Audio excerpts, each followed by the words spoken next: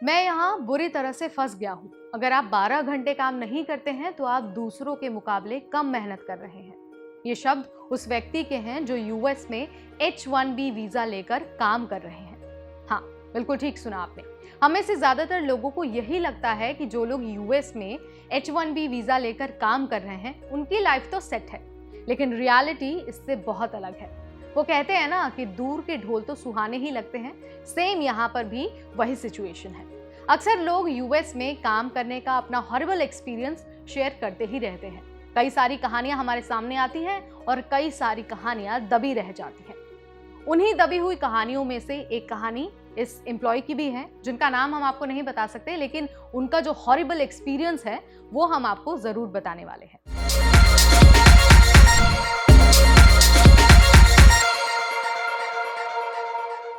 America में रहने का और काम करने का जो खूबसूरत ख्वाब है वो एक व्यक्ति के लिए नाइटमेयर बन गया है।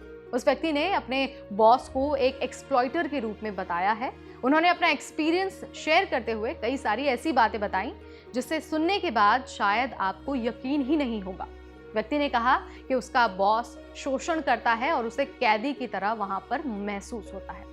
इस नाइटमेयर की शुरुआत धीरे धीरे हुई, लेकिन जल्द ही सारी चीजें बहुत टॉक्सिक होती चली गई। एम्प्लॉय ने बताया कि उसका बॉस कहता था कि अगर तुम 12 घंटे काम नहीं कर रहे हो तो इसका मतलब ये है कि तुम टीम में दूसरे मेंबर से कम मेहनत कर रहे हो। धीरे धीरे कंपनी और बॉस एम्प्लॉय के पर्सनल स्पेस में भी घुसने लगे।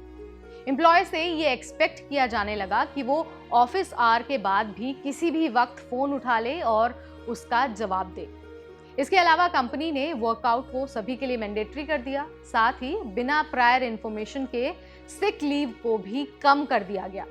इतना ही नहीं बल्कि एम्प्लॉयज के पेरोल से डिडक्शन किया जाना भी शुरू हो गया। बीतते समय के साथ साथ एम्प्लॉयज का जो पब्लिक ह्यूमिलेशन है उसका सिलसिला भी शुरू हो गया। अब आप सोच रहे होंगे कि जब उस व्यक्ति के साथ इतना कुछ हो गया तो उसने नौकरी क्यों नहीं छोड़ी। इसका जवाब भी हम आपको इसी वीडियो में दे देते हैं।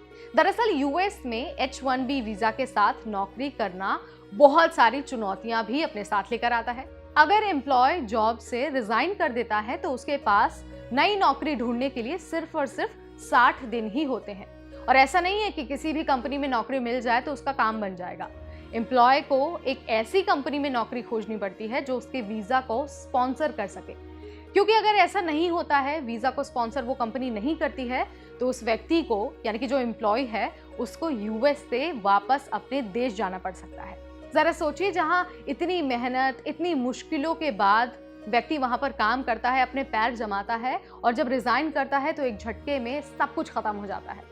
एम्प्लॉय ने ये भी कहा कि मैं यहाँ लंबे समय से हूँ और मेरी तो पूरी दुनिया यहीं पर है।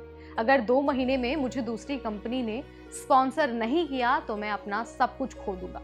ये कहानी सिर्फ एक एम्प्लॉय की नहीं है, ये एक्सपीरियंस किसी एक व्यक्ति का नहीं है, लेकिन कई सारी ऐसी कहानियां हैं, कई सारे ऐसे एक्सपीरियंस हैं जो अनकवर्ड हैं। हमें दूर से हर चीज बेहतर ही दिखती है, लेकिन रियलिटी क्या है ये किसी को पता नहीं होता। तो हमने आपको H1B वीजा पर काम कर रहे एक एम्प्लॉय का हॉरिबल एक्सपीरियंस शेयर किया है। आपके क्या विचार हैं कमेंट के जरिए आप मुझे बता सकते हैं। वीडियो पसंद आए तो इसे लाइक और शेयर करना बिल्कुल ना भूलें। ऐसे और अपडेट्स के लिए stay tuned to NBT Tech Ed।